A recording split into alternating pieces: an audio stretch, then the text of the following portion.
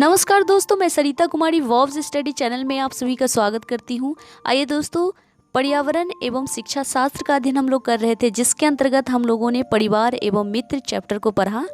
इसमें अभ्यास प्रश्न को भी हम लोगों ने सॉल्व किया है। जिन लोगों ने नहीं पढ़ा है दोस्तों, डिस्क्रिप्शन में इसका लिंक दिया हुआ है, आप यहाँ से पढ़ सकते हैं। आज हम अध्ययन करने वाले हैं जंतु और पौधे, प्लांट्स एंड एनिमल्स के बारे में अध्ययन करेंगे।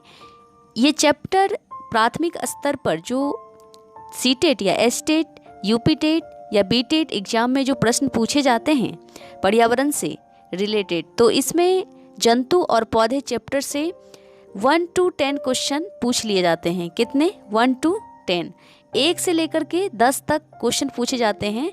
तो किसी भी एग्जाम में अगर 1 से 10 क्वेश्चन पूछा जाता है तो वो चैप्टर बहुत ही इम्पोर्टेंट हो जाता है। और यहाँ भी जंतु और पौधे चैप्टर से 1 से लेकर 10 तक पूछा जाता है, तो ये बहुत ही इम्पोर्टेंट है। आप लोग वीडियो को पूरा देखिए। जैसा कि हम जानते हैं कि 2011 में एक प्रश्न पूछा गया था, इससे 1 भी पूछ लिया जाता है, 2 भी पूछ लिया जाता है। 2012 में 5 प्रश्न पूछा गया। 2013 में जो है 4 प्रश्न पूछा गया। 2014 में 10 प्रश्न पूछा गया। 2015 में 7 प्रश्न पूछा गया। और 2016 की बात करें तो 10 प्रश्न पूछा गया। 2017, 18 और 19 में भी इससे काफ़ी ज़्यादा प्रश्न पूछे गए। तो ये बहुत ही इम्पोर्टेंट है, तो आप लोगों को देखना चाहिए पूरा वीडियो। तो चलिए स्टार्ट करते हैं। जंतु और पौधे, एनिमल्स एवं प्लांट्स, इसके बारे में पढ़ेंगे।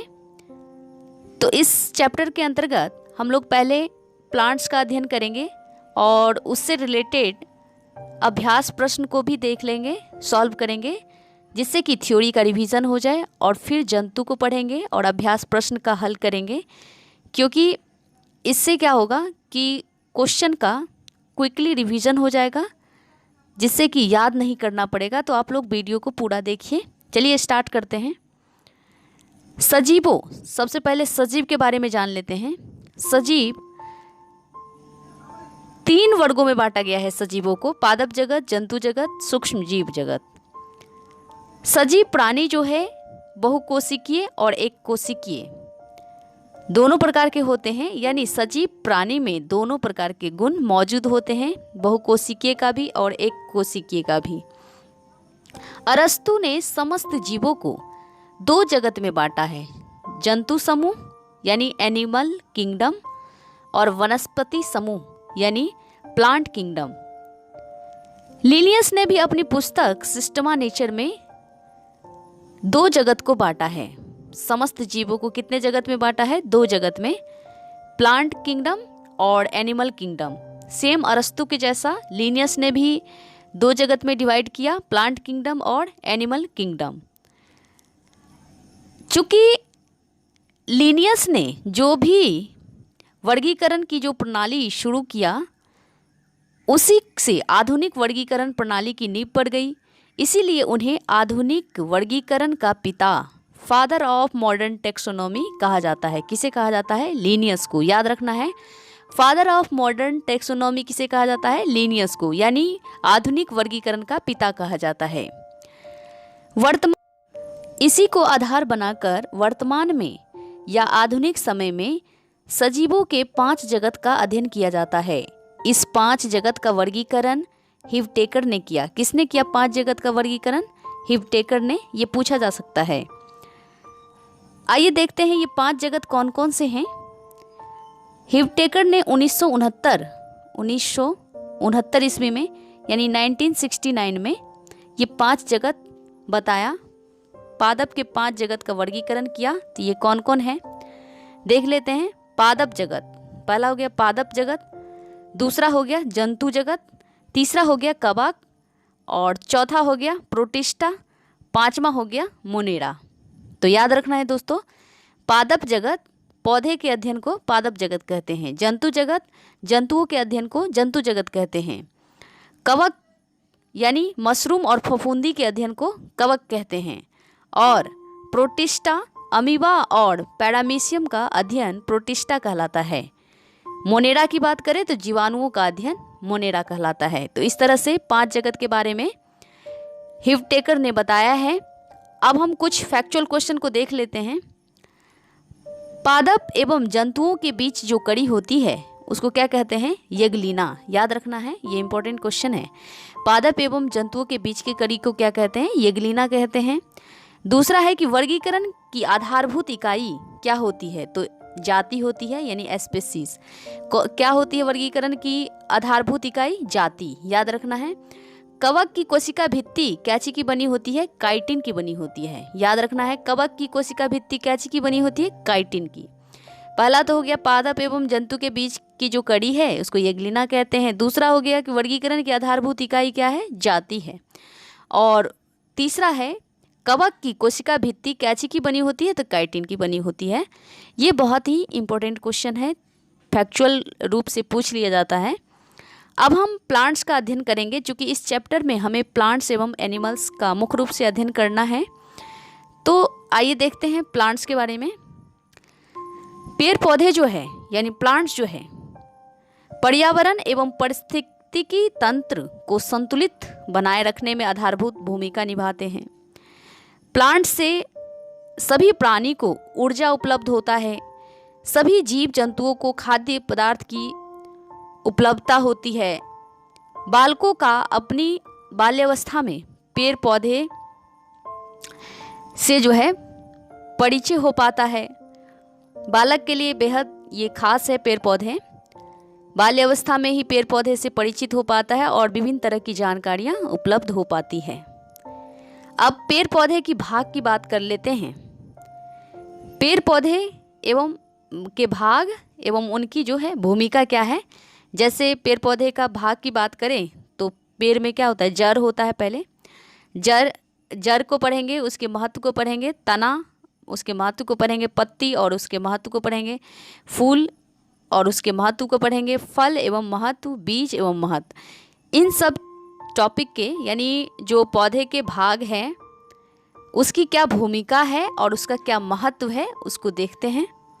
इस चित्र के माध्यम से देखिए। फ्लावर हो गया, ये लीफ हो गया, ब्रांच हो गया, फ्रूट सीड हो गया और ये फ्रूट हो गया। उसके बाद स्टीम हो गया ये,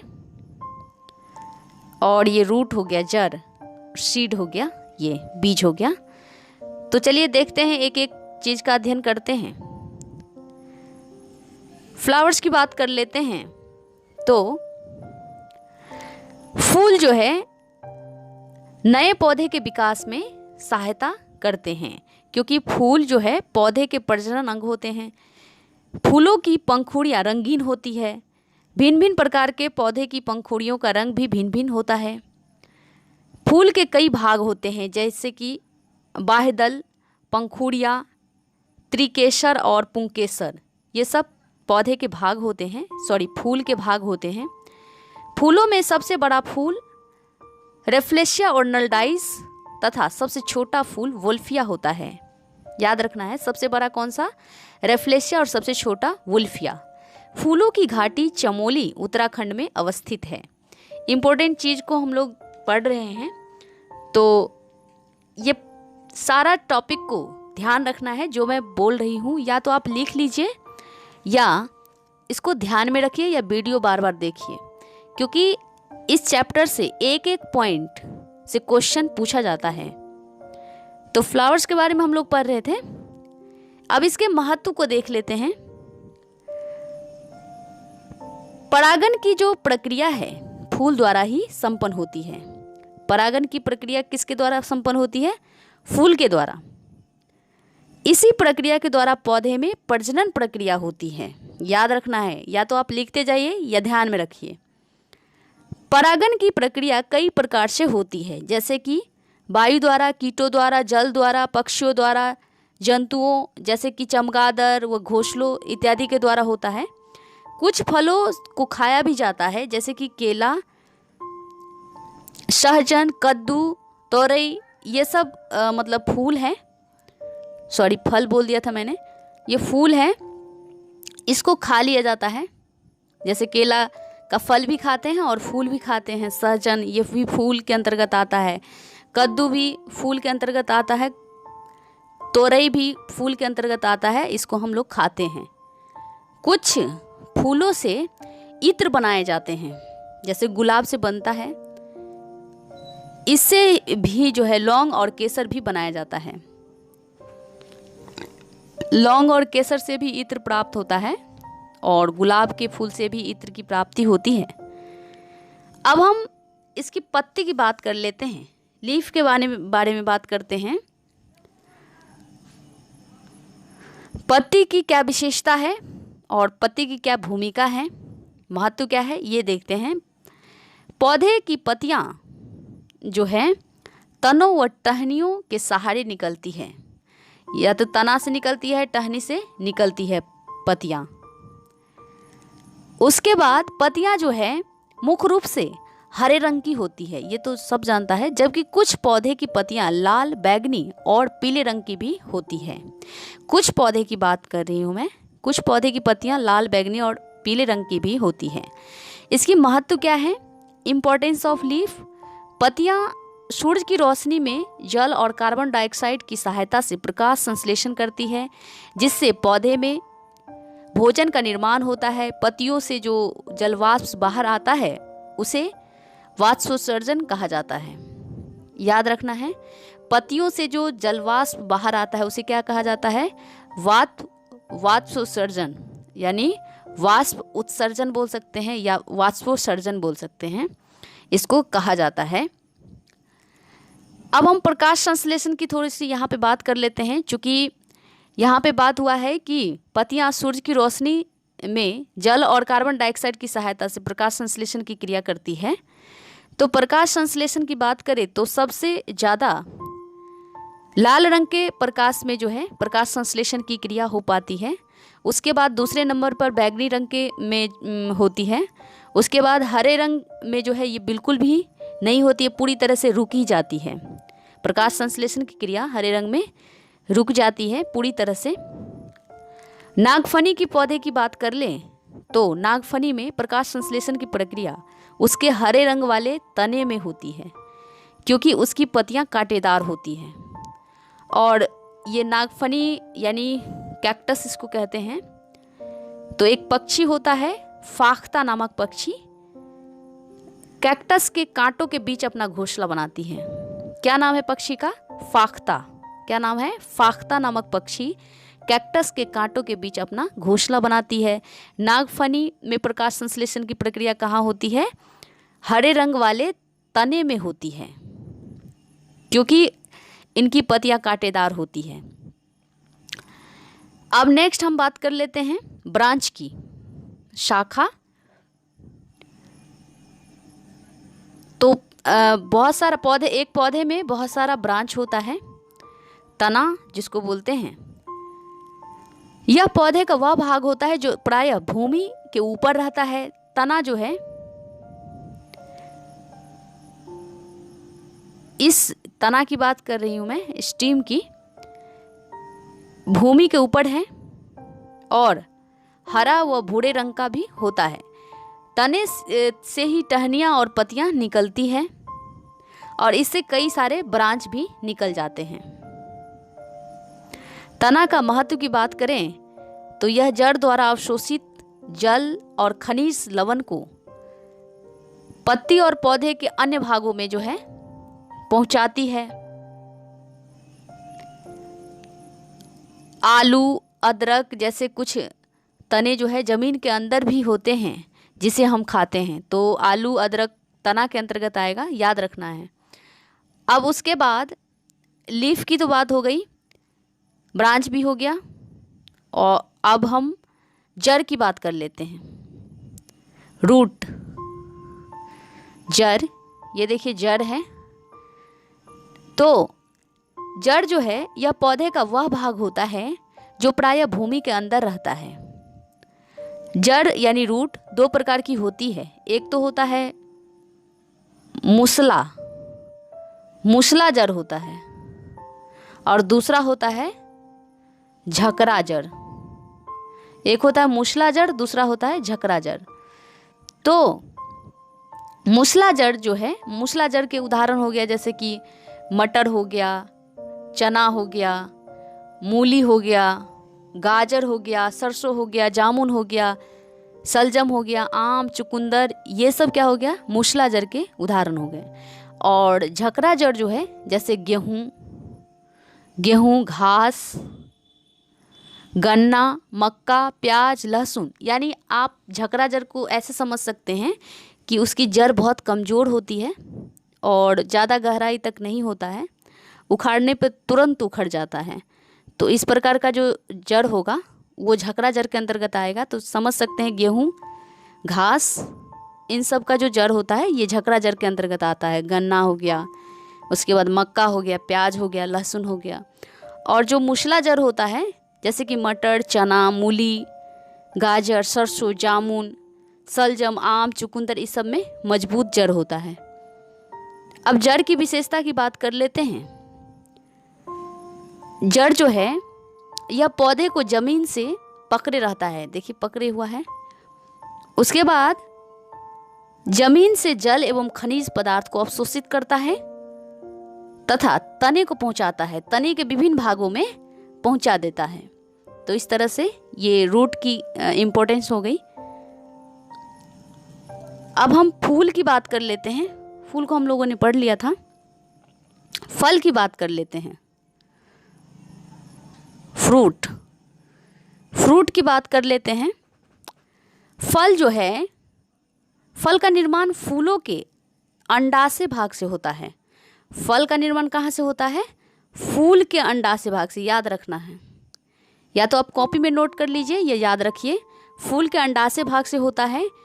फूलों के अंदर बीज भी होता है। फलतः सामान्यतः मीठे या खट्टे दोनों प्रकार के फल होते हैं। फल के उदाहरण जैसे कि हो गया सेब, अमरूद, अनार, टमाटर, नींबू इत्यादि फल के उदाहरण हो गया। बीज की बात करें तो बीज जो है फूलों के मतलब फूलों में पाए जाने वाला बीजांड बीज बनते हैं। बीजों के अंदर भ्रूण होता है जो नमी और वायु की उपस्थिति में अंकुरित होता है। बीज की महत्ता की बात करें तो कुछ बीज ऐसे होते हैं, कुछ बीज जो है ऐसे भी होते हैं जिससे तेल निकाला जाता है। कई प्रकार के बीजों को खाया भी जाता है, जैसे मूंगफली का हो गया, तेल भी आता है और खाते भी हैं, दालें, चावल, गेहूं इत्यादि। तो इस तरह से हम लोगों ने पौधे के विभिन्न भाग की भूमिका एवं इम्पोर्टेंस को पढ़ा। इनसे बहुत सारा क्वेश्चन पूछा जाता है, तो आप लोग कॉपी में नोट करते जाइए पौधे के विभिन्न भाग एवं इम्पोर्टेंस के बारे में। हम लोग जब क्वेश्चन पढ़ेंगे तो उसमें समझ आएगा कि कैसे क्वेश्चन पूछा जाता है। यहाँ पे देखिए, अब हम पढ़ेंगे पौधे के प्रकार। पौधे के प्रकार भी बहुत इम्पोर्टेंट है। देखने में तो इजी लगेगा, लेकिन एक एक पॉइंट को याद रखना है। जैसे कि पौधे के प्रकार हो गया, साग पौधा हो गया। साग के अंतर्गत, झाड़ी के अंतर्गत बहुत सारा पौधा आता है, वृक्ष के अंतर्गत आता है, लताएं के अंतर्गत आता है। जैसे कि साग, तो ये जो है आकार में बहुत छोटा पौधा होता है। इसका तना हरे रंग का होता है और जो बहुत ही कोमल होता है। इसमें अत्यधिक टहनियाँ नहीं पाई जाती है, जैसे कि धनिया हो गया, मेथी हो गया, पालक हो गया, तो ये साग के अंतर्गत आएगा। झाड़ी की बात करें तो इसका आकार साग से थोड़ा बड़ा होता है। इसका तना मोटा व कठोर भी होता है। झाड़ी का कठोर होता है। इसमें कई सारी शाखाएं इनके तने के आधार से निकलती है, जैसे कि गुलाब हो गया, नींबू हो गया, ये सब उदाहरण देख सकते हैं। गुड़हल हो गया, तो ये झाड़ी का उदाहरण है। वृक्ष की बात कर लें तो वृक्ष, इसका आकार बहुत बड़ा होता है एवं विशाल होता है। इसका तना कठोर होता है, मोटा एवं भूरे रंग का जो तना होता है, इसका भूरे रंग का जड़ भी होता है। इसके तने से कई शाखाएं निकलती है जो चारों ओर फैल जाती है, जैसे कि आम का वृक्ष आपने देखा होगा, नीम का भी, जामुन का भी, कीकर का वृक्ष भी देखा होगा। नहीं देखा है तो नाम सुन लीजिए, कीकर। जामुन का तो देखा है, आम का भी और नीम का भी देखा है। उसके बाद लताएं। लताएं जो हैं ये वो पौधे होते हैं जो अत्यंत कोमल होते हैं। लताएं बहुत कोमल होती हैं जो सीधे स्थिर नहीं हो पाते हैं, इनको स्थिर रखने के लिए सहायता की आवश्यकता पड़ती है, इनको सहायता देना पड़ता है। 2 प्रकार का होता है ये, एक तो होता है विसर्जी लता और एक होता है आरोही लता। तो याद रखना है दोस्तों, लताएं कितने प्रकार की होती? 2 प्रकार की, विसर्जी लता और आरोही लता। विसर्जी लता में हो गया खीरा, खरबूजा, तरबूजा, पुदीना, ये सब हो गया विसर्जी लता। और मनी प्लांट, मटर, अमरबेल, ये हो गया आरोही लता। तो विसर्जी लता जो होता है, ये लता जमीन के बहुत बड़े मतलब भूभाग पर फैल जाता है, ऐसे ऐसे जमीन पर ही फैल जाता है। और जो आरोही लता है ये लताएं, वो ऐसी लताएं होती है जो खड़ी होती है, सीधा सीधा खड़ी होती है। किसी या तो हम मचान बना देते हैं, या फिर वृक्ष पे चढ़ जाती है, या घरों पे चढ़ जाती है, इस तरह से आरोही लता। तो मनी प्लांट हो गया, मटर हो गया, अमरबेल हो गया, घिया, झिगनी इत्यादि का जो मतलब लता है वो आरोही लता के अंतर्गत आएगा, क्लैम्बर, क्रीपर। अब हम क्षेत्र के आधार पर पौधों का वर्गीकरण पढ़ेंगे। क्षेत्र के आधार पर किस प्रकार से पौधों का वर्गीकरण होता है। तो पौधे के प्रकार के बारे में हम लोगों ने पढ़ा, शाक, झाड़ी, वृक्ष, लताएं। तो इसका उदाहरण याद रखना है। अब वर्गीकरण की बात करते हैं तो जलोद्भिद यानी हाइड्रोफाइट के बारे में बात करते हैं। हाइड्रोफाइट जो है ये पानी में पाए जाते हैं। इसकी जड़ जो है कम विकसित होती है, इनकी पत्तियां पतली और संकरी होती है, जिस पर मोम की परत होती है, जैसे कि कमल हो गया, हाइड्रा हो गया, जल लिली हो गया। हाइड्रो जहाँ पे लगा हो तो समझ जाइएगा पानी वाला पौधा हो गया। तो कमल, हाइड्रा, हाइड्रिला और जल लिली जो है हाइड्रोफाइट के अंतर्गत आएगा, यानी जलोद्भिद। एक होता है हेलोफाइट्स। हेलोफाइट जो है लवणोद्भिद कहते हैं इसको। इस प्रकार के पौधे जो है दलदली क्षेत्र में पाए जाते हैं। जो पौधा दलदली क्षेत्र में पाया जाता है उसको क्या कहते हैं? हेलोफाइट। जैसे कि साल्ट मार्क्स हो गया, उदाहरण में याद रखिए साल्ट मार्क्स। नेक्स्ट है मेसोफाइट यानी समोद्भिद। मेसोफाइट जो होता है, इस प्रकार का पौधा खेती योग्य भूमि पर पाया जाता है, यानी भूमि पर पाए जाने वाले पौधा को मेसोफाइट कहते हैं। दलदली क्षेत्र में जो पाया जाता है उसको हेलोफाइट कहते हैं, और पानी में जो पाया जाता है उसको हाइड्रोफाइट कहते हैं। तो ये भूमि पर जो पाया जाता है, इनका तना कठोर और शाखा युक्त होता है। जैसे कि मक्का की बात कर ले, टमाटर, गेहूँ, धान, ये सब जो है ज़मीन पर पाया जाता है। और जीरोफाइट की बात करते हैं। जीरोफाइट मरुद्भिद पौधा होता है। ये पौधा मरुस्थलीय क्षेत्र में पाए जाते हैं। इनकी पत्तियां छोटी छोटी एवं बड़े गहरी होती है। इन पौधे का तना जो है गद्देदार एवं मोम की तरह ढका होता है जीरोफाइट का।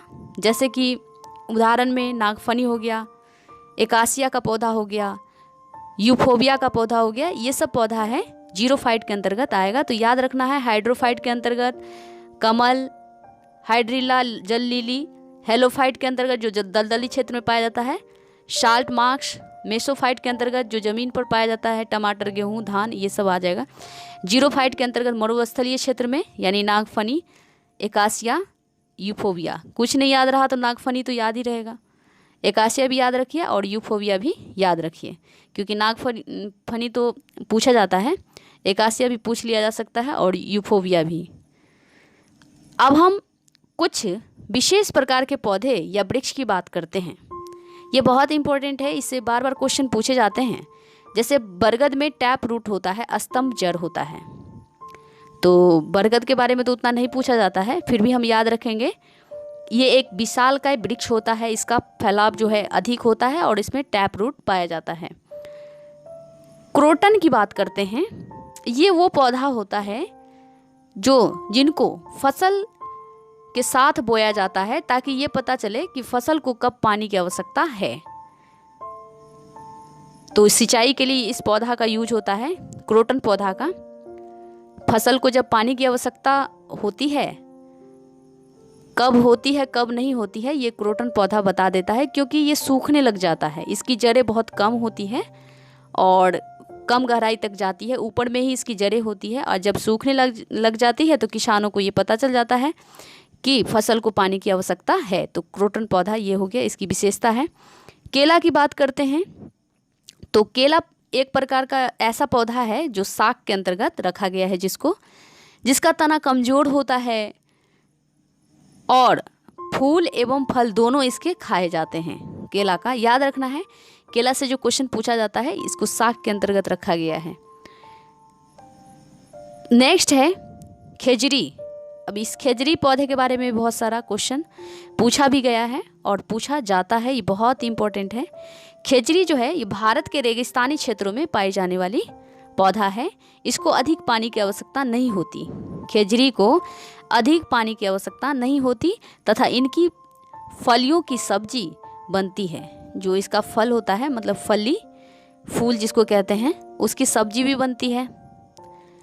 खेजड़ी की फलियों की सब्जी बनती है, छाल से दवाई बनती है, लकड़ी में कीड़े नहीं लगते, इसकी विशेषता है। खेजड़ी पौधे की विशेषता है, मतलब वृक्ष की, इसके लकड़ी में कीड़े भी नहीं लगते हैं। छायादार वृक्ष होता है ये, किसानों को, बटोहियों को छाया मतलब पहुंचाता है और उसके बाद इसके छाया में बैठकर आराम कर सकते हैं। भारत के रेगिस्तानी क्षेत्रों में ये पौधे जो है पाया जाता है।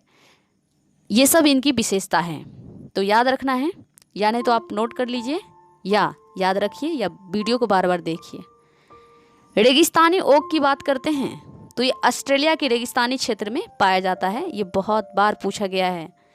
रेगिस्तानी ओक कहाँ पाया जाता है? ऑस्ट्रेलिया के रेगिस्तानी क्षेत्र में पाया जाता है। यह मुख्यतः इनकी जड़ें जो है गहरी होती है तथा यह पानी में स्थिर होता है और इसमें पत्तियां बहुत कम होती है। इस क्षेत्र के निवासी इस पेड़ के तने में पतला पाइप डाल करके पानी को बाहर निकालकर पी भी सकते हैं। ओक पौधा। अब घटपर्णी की बात कर लेते हैं, या निफेथिन्स या घटपर्णी जो है, आप देख सकते हैं यहाँ पे इसका आकार कैसा होता है? घड़े की तरह होता है, लंबा होता है और इसमें एक ऊपर से ढक्कन लगी होती है। इस पौधे में ऊपर से ढक्कन लगी होती है और एक प्रकार का ये परफ्यूम छोड़ता है, खुशबू, जिससे कि कीड़े मकोड़े आकर्षित होकर इस घड़े में चले जाते हैं और ढक्कन ऊपर से बंद हो जाता है। पहले तो खुला रहता है, जब छोटे छोटे कीड़े जैसे कि कीड़े मकोड़े में मेंढक हो गया, चूहा हो गया, छोटे छोटे जीव हो गया, ये सब जब इनके अंदर जाता है तो ये ढक्कन जो है बंद हो जाता है। पत्तीनुमा ढक्कन होता है वो बंद हो जाता है। इसको कीटभक्षी पौधा भी कहा जाता है और ये कीड़े मकोड़े को खा करके जो है नाइट्रोजन प्राप्त करता है। चूँकि ये पौधा जहाँ पे मतलब उगता है या जहाँ पे होता है ये पौधा, वहाँ पर जो है नाइट्रोजन युक्त मिट्टी नहीं होती है। बगैर नाइट्रोजन युक्त मिट्टी में ये पौधा होता है, इसीलिए नाइट्रोजन प्राप्त करने के लिए इस पौधा को कीड़े मकोड़ों को खाना पड़ता है। तो मांसाहारी पौधा हो गया एक तरह से। मेघालय के साथ साथ, भारत के मेघालय के साथ साथ इंडोनेशिया और ऑस्ट्रेलिया में ये पौधा पाया जाता है। याद रखना है दोस्तों, मेघालय भारत के मेघालय क्षेत्र में पाया जाता है, इसके साथ कहाँ? इंडोनेशिया और ऑस्ट्रेलिया में। प्रकाश संश्लेषण की क्रिया भी इसमें होती है। नाइट्रोजन की पूर्ति के लिए कीटों का भक्षण करते हैं, ये मैं पहले बता चुकी हूँ और ये क्वेश्चन पूछा भी जाता है। अब पौधे का महत्व देख लेते हैं। ये कुछ पौधे था विशेष प्रकार का जिनसे बार बार क्वेश्चन पूछे जाते हैं। अब पौधे की महत्व कुछ समझते हैं और बच्चों के लिए पौधे का क्या महत्व है ये भी पढ़ेंगे। पौधे का हमारे दैनिक जीवन में क्या महत्व है ये हम लोग खुद जानते हैं। हवा को शुद्ध करने में अहम भूमिका होता है पेड़ पौधे का। ये जो है मृदा क्षरण को रोकता है, खाद्य की प्राप्ति होती है, सभी जीव जंतु को भोजन मिलता है, औषधियाँ प्राप्त होती है, मृदा की उर्वरा शक्ति जो है बनी रहती है क्योंकि पत्ते नीचे गिरते हैं और सर गल करके फिर उर्वरा शक्ति को बढ़ा दिया जाता है। वातावरण का संतुलन एवं सौंदर्यता बनाए रखने में पौधे की महत्वपूर्ण भूमिका होती है। मोटा मोटी तौर पर हम इतना समझ सकते हैं। वैसे पौधे हमारे ज़िंदगी का एक पार्ट है। अगर ये ना हो तो ज़िंदगी नहीं चलेगी, सांस रुक जाएगी। बच्चों के लिए क्या महत्व है पौधे का? तो पेड़ पौधे की वृद्धि और विकास से बच्चे जो है लाभान्वित होते हैं, इससे अवगत होते हैं, प्रभावित होते हैं। इससे उनकी पौधे के विकास एवं वृद्धि के विषय में जानने की उत्सुकता बढ़ती है, जो बच्चों के लिए लाभकारक होता है, लाभदायक होता है। इस तरह से पौधे का महत्व जो है बालक की ज़िंदगी में महत्वपूर्ण स्थान रखता है। अब कुछ इम्पोर्टेंट क्वेश्चन पॉइंट्स की बात कर लेते हैं, उसके बाद हम लोग क्वेश्चन पढ़ेंगे। तो आज की क्लास में क्वेश्चन नहीं पढ़ेंगे, नेक्स्ट क्लास में, नेक्स्ट वीडियो में क्वेश्चन को देखेंगे, जिससे कि पेड़ पौधे से जो जितना भी इम्पोर्टेंट क्वेश्चन है उसका रिवीजन हो जाए थ्योरी के साथ साथ। कुछ इम्पोर्टेंट क्वेश्चन है, सम इम्पोर्टेंट पॉइंट है, इसको याद रखना है। जैसे ये पहले बता चुकी हूँ, लाल रंग के प्रकाश में प्रकाश संश्लेषण की क्रिया अधिक होती है। नागफनी यानी कैक्टस में प्रकाश संश्लेषण की प्रक्रिया उसके हरे रंग वाले पत्ते में होती है, क्योंकि उसकी पत्तियां कांटेदार होती है। तो कैक्टस के बारे में ये याद रखना है। उसके बाद फाख्ता नामक पक्षी जो काफ़ी छोटा होता है, कैक्टस के कांटों के बीच अपना घोंसला बनाता है। जीव विज्ञान की कुछ शाखाएं हैं, इससे भी संबंधित क्वेश्चन पूछा जा सकता है, तो इसे भी हम देख लेते हैं। अध्ययन से संबंधित है, जैसे कि एपीकल्चर हो गया, मधुमक्खी पालन के अध्ययन को एपीकल्चर कहा जाता है। सेरीकल्चर, रेशम कीट के पालन को सेरीकल्चर कहा जाता है। पीसीकल्चर, मत्स्य पालन के अध्ययन को पीसीकल्चर कहा जाता है। माइकोलॉजी, कवकों के अध्ययन को माइकोलॉजी, और फाइकोलॉजी, शैवालों के अध्ययन को कहा जाता है। उसके बाद पुष्पों के अध्ययन को जो है एथनोलॉजी कहा जाता है। याद रखना है दोस्तों, पुष्पों के अध्ययन को कहा जाता है एथनोलॉजी, और फलों के अध्ययन को पोमोलॉजी कहा जाता है। तो यदि पुष्प है, फूल है तो एथनोलॉजी, और अगर फल है तो पोमोलॉजी। पक्षियों के अध्ययन को ऑर्निथोलॉजी कहा जाता है। मछलियों के अध्ययन को इक्थियोलॉजी कहा जाता है। क्या कहा जाता है? इक्थियोलॉजी, मछलियों के अध्ययन को। एंटोमोलॉजी, कीटों का अध्ययन, एंटोमोलॉजी कहलाता है। उसके बाद वृक्षों एवं झाड़ियों का अध्ययन डेंड्रोलॉजी कहलाता है। ऑर्फियोलॉजी कहते हैं सर्पों का अध्ययन, ओफियोलॉजी किसे कहते हैं? ओफियोलॉजी कहते हैं सर्पों के अध्ययन को। शॉडोलॉजी कहते हैं छिपकलियों के अध्ययन को, और सिल्वीकल्चर कहते हैं कास्टिफेरों के संवर्धन को। उम्मीद करते हैं दोस्तों आप लोगों को अच्छा लगा है दोस्तों। लाइक, सब्सक्राइब, कमेंट, शेयर जरूर कीजिए, ताकि मैं आप लोगों के लिए इससे भी बेहतरीन वीडियो लाने का प्रयास करूँगी। नेक्स्ट क्लास में हम लोग पढ़ेंगे इससे आगे जंतु चैप्टर के बारे में, यानी जंतु से रिलेटेड बहुत सारे क्वेश्चन को पढ़ेंगे, और कुछ जो इसमें फैक्चुअल क्वेश्चन के रूप में पूछा जाता है उसको भी देख लेंगे, ताकि एक भी क्वेश्चन ना छूटे। ये मेरा फोकस होगा। तो मिलते हैं नेक्स्ट वीडियो में। आप लोग शेयर कीजिए और सब्सक्राइब कीजिए। नमस्कार, जय हिंद, जय भारत।